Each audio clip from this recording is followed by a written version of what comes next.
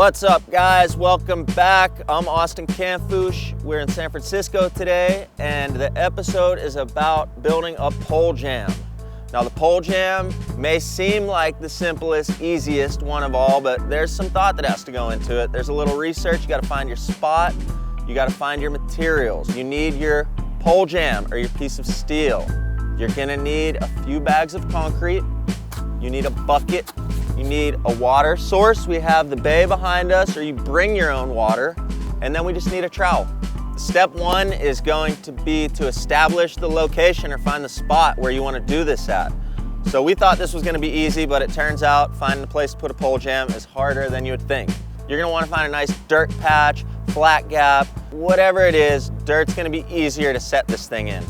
Today we found a nice plumbing supply line hole in the concrete. We're going to use this for our first pole jam. Step two is cut your steel. We have a generator and a grinder today, so that's our luxury. We're gonna cut ours to length. But if you don't have this, you're gonna have to go hunt around for the perfect piece.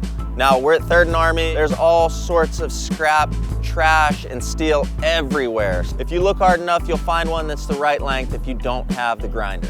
So step three, once you've cut your tube steel or you've found the perfect piece, get your crew, get your buddy, whoever you're doing this with, and mock it up. Put it in place, ride up to it, look at it from all your different angles, make sure it's exactly what you're gonna want, because once you put this thing in the ground, it's gonna be a pain in the ass to take it out and redo it, so do it right the first time. The way our pole jam works, we're able to pressure fit it into this hole, so you can play with the angle.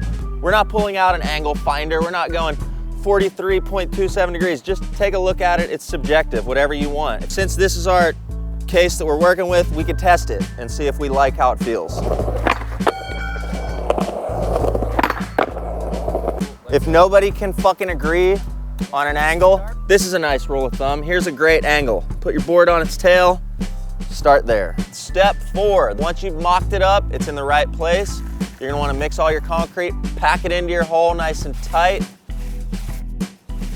patch the cracks around your spot, let it dry, give it 1 day, because if you skate it later that day, odds are it's not dry, concrete's still wet, it's gonna separate, and then you won't have a pole jam, so give it 1 day.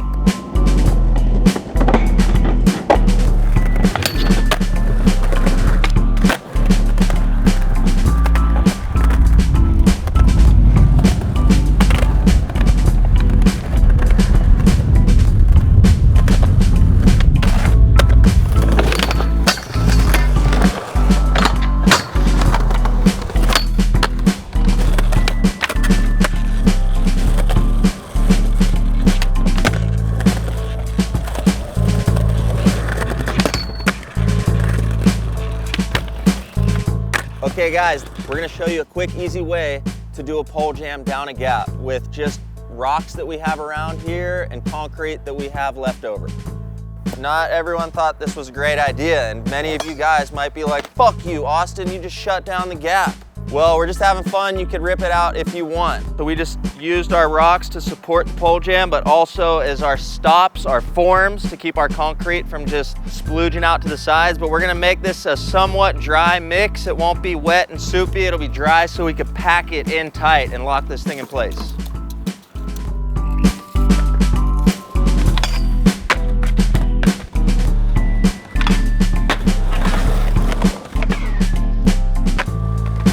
Thank you for tuning in. Today's episode was how to make a pole jam. It may seem simple, it can get tricky. Keep making spots, keep skating spots. Just have fun with this is the most important part. We'll be seeing you next time.